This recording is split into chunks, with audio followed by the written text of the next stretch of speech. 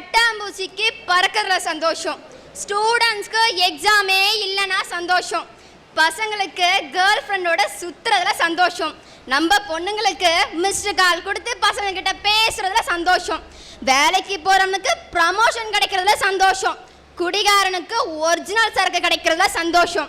எனக்கு பெண்கள் வேலைக்கு போறதாங்க சார் சந்தோஷம். சந்தோஷம்னா என்னங்க சார்? வாய் விட்டு சிரிக்கிறதா? இல்ல. என்னைக்கு ஒரு பெண் தன் மனசுல இருக்க அழுத்தங்கள் குறைஞ்சி பிரச்சனைகளை மறந்து மனசு இதமாகி மற்றவங்களோட சிரிச்சு பேசுறா பார்த்தீங்களா, அதுதான் சார் சந்தோஷம். அதுதான் உண்மையான சந்தோஷம். அந்த சந்தோஷம் பெண்களுக்கு வேலைக்கு போகும்போது மட்டும்தான் கிடைக்குது. அதனால தான் சொல்றேன் பெண்கள் வேலைக்கு போறது சந்தோஷம்னு சொல்லிட்டு. எங்களை மாதிரி பொண்ணுங்க இதுக்காக தான் ஒரு முடிவு எடுத்திருக்கோம். விடிய காலையில சீக்கிரமா சுமார் 7 மணிக்கு எழுந்திருச்சு ஒரு பெட் காஃபியை குடிச்சு அம்மாவுடைய சுப்பிரபாதத்தையும் வாங்கிக்கிட்டு குளிச்சோமோ குளிக்கலையோ நல்ல ஒரு மேக்கப்பை கரெக்டாக போட்டு சென்ட்டை ஒன்று அடிச்சுக்கிட்டு அம்மா கொடுக்குற லெமன் ரைஸையும் சிப்ஸையும் எடுத்துக்கிட்டு அப்படியே போகிற போக்கில் 4 பசங்க நம்மளை சைட் அடித்தாலும் அப்படியே கண்டும் காணாம மனசுக்குள்ள ஒரு சந்தோஷத்தோட போவோம் பார்த்தீங்களா, அதுதான் சார் சந்தோஷம். அம்மா கட்டி கொடுக்கறது சிப்ஸு, இவங்க பசங்களுக்கு கொடுக்குறாங்க அப்படியே லுக்கிலேயே டிப்ஸு. பார்த்துக்குங்க. இன்னைக்கு பார்த்தீங்கன்னா பெண்களுக்கு தன்னிறைவையும் இந்த சமுதாயத்தில் கணவனால் கைவிடப்பட்ட பெண்களுக்கும் சரி கணவனை இழந்த பெண்களுக்கும் சரி இந்த சமுதாயத்தில் வாழ முடியும் முன்னாலேயும் சொல்லிட்டு தன்னம்பிக்கையும் துணிச்சலையும் தந்து இன்னைக்கு 3 வேளை அவங்க வயிறார சாப்பிட்டு வாழ்றாங்கன்னு சொன்னா அது வேலைக்கு போறதுனால மட்டும்தான். இதை மறுக்க முடியுமா? அதனால தான் சொல்றேன் பெண்கள் வேலைக்கு போறது சந்தோஷம் சந்தோஷம்னு சொல்லிட்டு. ஐயா, பெண்கள் வேலைக்கு போறதற்கு அது சங்கடம். அவங்களுக்கு மட்டும் சங்கடம் இல்ல, அந்த பொண்ணை கட்டின புருஷனுக்கு சங்கடம். ஆனா எங்க வீட்டில் ஏன் பொண்டாட்டி காலையில விட்டியா கிளம்புற 4 மணிக்கெல்லாம் எந்திரிச்சிருவாயா. 4 மணிக்கு அதுக்கு ஒரு கைத்தட்டல் கொடுங்க. இதுக்குதான் அவசரப்பட்டு கைத்தட்டப்படாது. 4 மணிக்கு எந்திரிச்சுட்டு எண்ணி எழுப்பி விட்டுட்டு அவப்படுத்துருவா. நான் தண்ணி பிடிச்சி வைக்கணும், அந்த பொண்ணு பாணியில் தண்ணி பிடிச்சி வைக்கணுமா, காப்பி போடணுமா, சுடு தண்ணி போடணுமா, ட்ரெஸ் எல்லாம் எடுத்து வைக்கணுமா. அவங்க 6:30 மணிக்கு மெதுவாக எந்திரிப்பாங்களாம். 6:30 ஆயிடுச்சா உடனே காஃபியை கொண்டு போய் கொடுக்கணும். அப்புறம் போய் குளிப்பாங்க. அதுக்கப்புறம் கிளம்பி வருவாங்க, மேட்சா ட்ரெஸ் பண்ணுவாங்க, என் வண்டியில் உட்காந்துக்குவாங்க. நான் பாரம் தாங்க முடியாம முன்னாடி ஒரு டிவிஎஸ் வீட்டில் எவ்வளோ பேருக்கு இடம் இருக்கும். அப்புறம் கொண்டு போய் பள்ளிக்கூடத்தில் விடணும். பள்ளிக்கூடத்தில் விட்டு அங்கே என்ன பெரிய வேலையா? அந்த புத்தகமே இல்லை, அங்கே என்ன வேலை?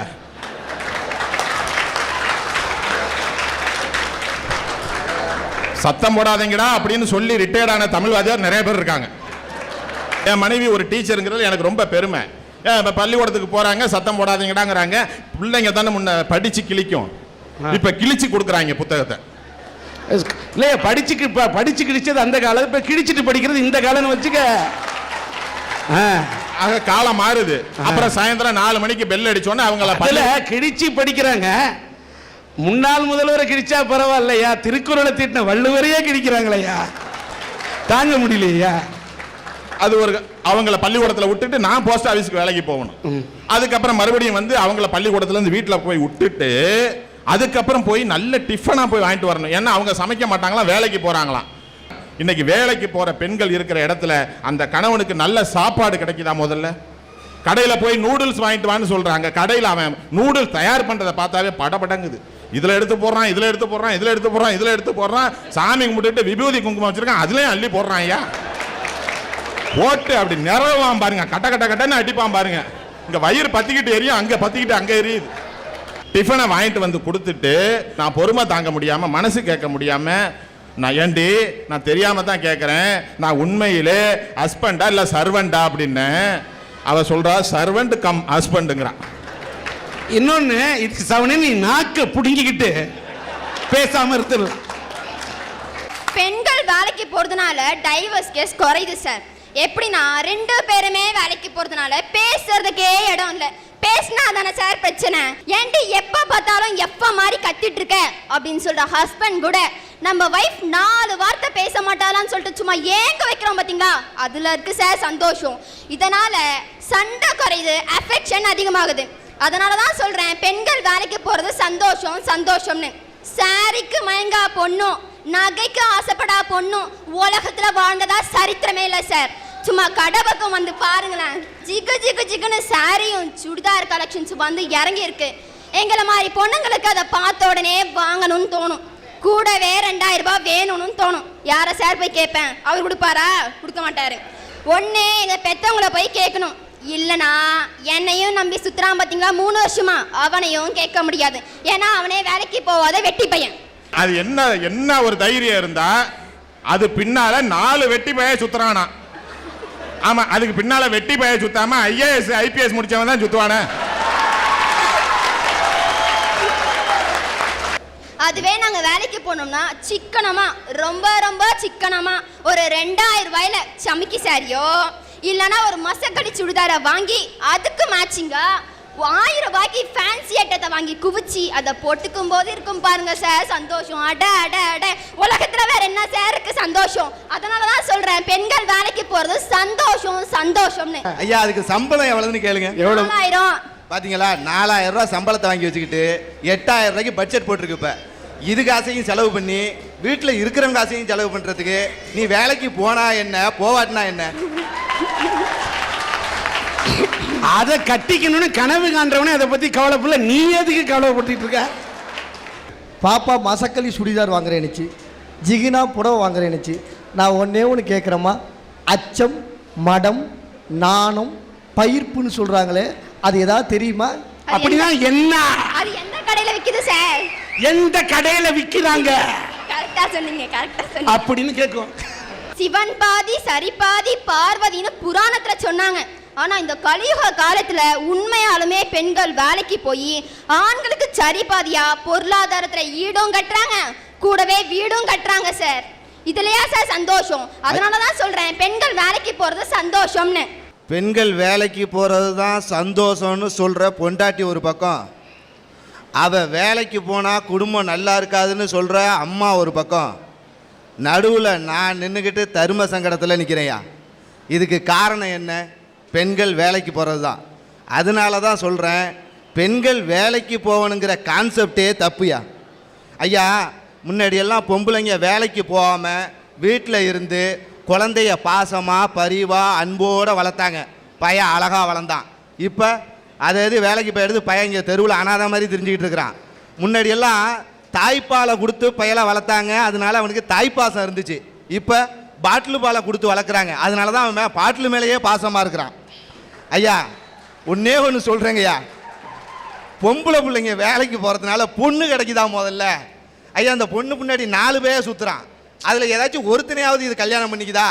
4 பேர் சுற்றுறான்னு சொன்னாங்க. ஒருத்தனை கல்யாணம் பண்ணால் மற்ற 3 பேருக்கு சங்கடம்.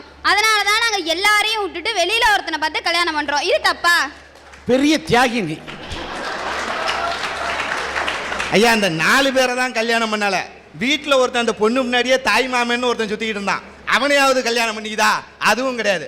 இந்த பொம்பளை பிள்ளைங்க வேலைக்கு போயிட்டு கையில் சம்பளத்தை வாங்கின கையோட இந்தியாவில் இருக்கிறவன்லாம் ஆம்பளை இல்லைன்னு முடிவு பண்ணிடுது.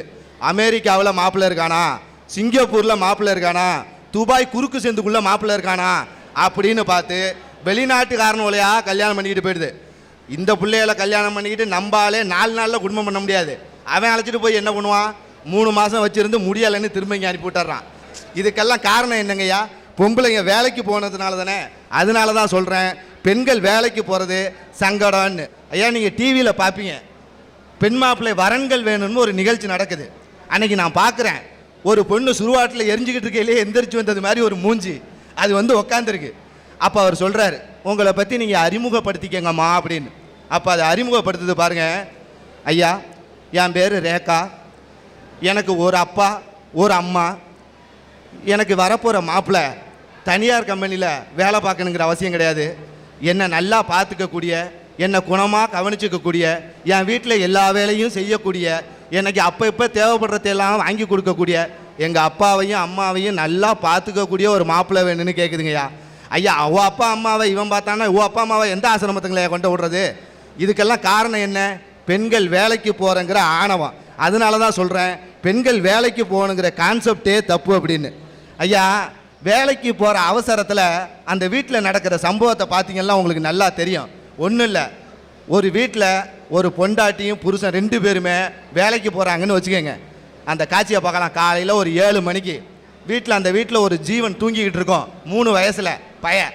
அவனை அப்படியே தூக்கிக்கிட்டு வந்து தண்ணியில் போட்டு ஒரு அமுக்கி என்னமோ உரிச்ச கோழியை தூக்குறது மாதிரி தூக்கி அவனை பார்த்தா அப்பையும் தூங்கிக்கிட்டே இருக்கான். அவனுக்கு சட்டையை போட்டு, சாக்ஸை போட்டு, ஷூவை போட்டு, ட்ராயரை போட்டு, என்னமோ விண்வெளிக்கு போகிறவனாட்ட சிலிண்டரை மாட்டி விடுறது மாதிரி பின்னாடி ஒரு பேக்கை மாட்டி விட்டு அவன் முன்னாடி இழுக்கிறான். அந்த பேக்கை அவனை பின்னாடி இழுக்குது. மல்லு கட்டி வெளியில் தள்ளி கொண்டுக்கிட்டு வந்தா வெளியில் ஒரு வேனை கொண்டாந்து மஞ்சள் கலரில் நிறுத்தியிருக்கான், நாய் பிடிக்கிற வண்டி மாதிரியே. மல்லு கட்டி வச்சு அதில் திணிச்சு அவனை ஏற்றி விட்டு ஜன்னல் வழியாக நின்று அந்த வீட்டை பார்க்குறான். அந்த பையன், ஆடா பாவியலா, செத்த நேரத்தில் வேலூர்லேருந்து பாளையங்கோட்டைக்கு மாத்திர கைதி மாதிரியே நாக்கிட்டியலாடா அப்படின்னு பார்க்குறான் ஒரு பார்வை. அதனால தான் சொல்கிறேன், பெண்கள் வேலைக்கு போகிறது சங்கடம்னு. நாங்கள் படித்து முடிச்சுட்டு வேலைக்கு போகாமல் வீட்டில் இருந்தோம்னா எங்கள் பெற்றவங்க என்ன நினைப்பாங்க, சட்டு பட்டுன்னு கல்யாணம் பண்ணுன்பாங்க. எங்களுக்கும் கல்யாணம் பண்ணி லைஃப்பில் செட்டில் ஆகி சந்தோஷமாக இருக்கணும் தாங்க சார் ஆசை. ஆனால் எங்களுடைய இத்தனோட எதிர்பார்ப்புகளை புரிஞ்சுக்கவும் மாட்டுறாங்க, கேட்கவும் மாட்டுறாங்க சார். நீங்களாச்சும் கேளுங்களாங்க சார். ஒன்றும் இல்லை சார், சூர்யா மாதிரி அழகாவும் விவேக் சார் மாதிரி காமெடி கலந்த கேரக்டரும் எங்களுக்கு போர் அடிக்கும் போது சும்மா ரவுண்டு கட்டி அடிக்கிறதுக்கு வட்டிவேல் மாதிரி ஆட்களையும், மொத்தத்தில் நான் ரொம்ப கெட்டவங்கன்னு சொல்கிற விஷால் மாதிரி ஆட்களும் அதெல்லாம் விடுங்க சார். சிம்பு மாதிரி அறிவாக இருக்கிற ஆட்களை நாங்கள் தேடுறோம். இல்ல எல்லாம் சொல்லிக்கிட்டு இருந்தேன், நான் மாட்டுக்கு அக்கடான்னு நின்று கடைசியில ஓட்ட பாத்தியா சிம்பு, உட்ட பாத்தியா ஒரு அம்பு, பண்ண பாத்தியா ஒரு வம்பு, எனக்கு அப்படியே போகுதுமா தெம்பு. ஏன்னா என் பொண்ணு தமிழ் இலக்கியாவுக்கு நல்ல மாப்பிள்ளை தேடிட்டு இருக்கேன், என் பையன் சிலம்பரசனுக்கு நல்ல பொண்ணு தேடிட்டு இருக்கேன். இந்த நேரத்தில் இப்படிலாம் வம்பு பண்றீங்க ஐயா. இறைவனர்களால நல்ல, நீங்க ஒண்ணு கவலைப்படாதீங்க.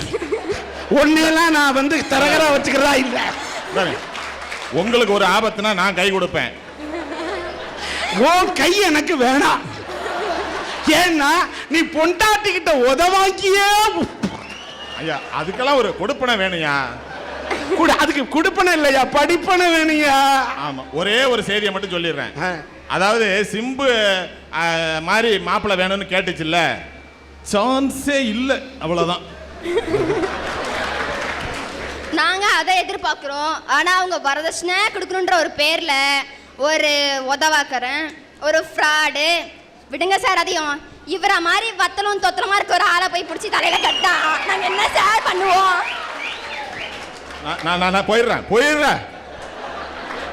புரிஞ்சுக்கிட்டா சரி. உட்கார். என்னைய பார்த்து வத்தல்னு சொன்ன பாரு, நல்ல கண்டாக்டரா போய் பாருப்போ. பெத்து படிக்க வச்சு ஆளாக்குன ஒரு பொண்ணு வேலைக்கு போய் ஒரு வேளை கஞ்சி ஊத்த மாட்டாளான்னு சொல்லி கனவு காண்ற பெத்தவங்களுக்கு ஒரு வேளை கஞ்சி ஊத்தி சந்தோஷப்படுத்துறமே, இது இல்லையா சார் சந்தோஷம்? சார் ஒரு வேளை கஞ்சி தான் ஊற்றுவியா குடியிருந்த கோயிலுக்கு? உன்னால அதான் முடியுமாம்மா? ஒரு வேளை சோறு கூட போட மாட்டியா? சார் பெத்த அம்மா அப்பாவுக்கு கஞ்சியும் ஊற்றுவோம், பம்பு பண்ணுற மாமியாருக்கு பாலையும் ஊற்றுவோம். இப்போ அவங்களுக்கு பால் ஒன்றுமா கஞ்சி ஒன்றுமான்னு கேட்டு சொல்லுங்க சார். நல்ல வேலைம்மா, நீ எனக்கு மருமகளா வாய்க்காம இருக்க பாரு, நான் பண்ண புண்ணியம்மா. அதை நீங்க சொல்லாதீங்க, உங்க புள்ள முடிவு பண்ணட்டும். ஏன் புள்ள? இந்த காலத்து பெண்கள் கஞ்சி ஊத்துனாலும் பரவாயில்ல, பால் ஊத்துனாலும் பரவாயில்ல. இந்த பாருமா, என் பையன் ஆம்பளை சிங்கம், உன்ன மாதிரி அசிங்கமா ஒரு பொண்ணை தேர்ந்தெடுக்கவே மாட்டான். இந்த மாதிரி வந்து 1000 சங்கடம் வரதான் செய்யும். அதையும் நாங்கள் தாண்டி பேசுகிறோம் பார்த்தீங்களா, அதில் இருக்கு சார் சந்தோஷம். சார் ஒன்றும் இல்லை, எல்லாரும் சங்கடம் சங்கடம் சங்கடம்னு பேசுகிறாங்க. என்ன சங்கடம்? சங்கடத்தை செருப்பு மாதிரி கழட்டிட்டு கட்டாயன்ற எண்ணத்தை கை கழுவிட்டு கடமையோட போய் வேலை செஞ்சு பாருங்க சார், அங்கே கிடைக்கும் சந்தோஷம். வாழ்க்கைனா என்னன்னு கேள்வி கேட்கும் போது கட்டாயம் ஏற்படுது, அது வாழ்ந்து பார்த்து விட தேடும் போது சங்கடம் ஏற்படுது. ஆனா வாழ்க்கையினுடைய முடிவு சந்தோஷத்துல மட்டும்தான் சார் முடியுது. அதனாலதான் சொல்றேன், பெண்கள் வேலைக்கு போறது சந்தோஷம் சந்தோஷம் சந்தோஷம் மட்டும்தான் சொல்லி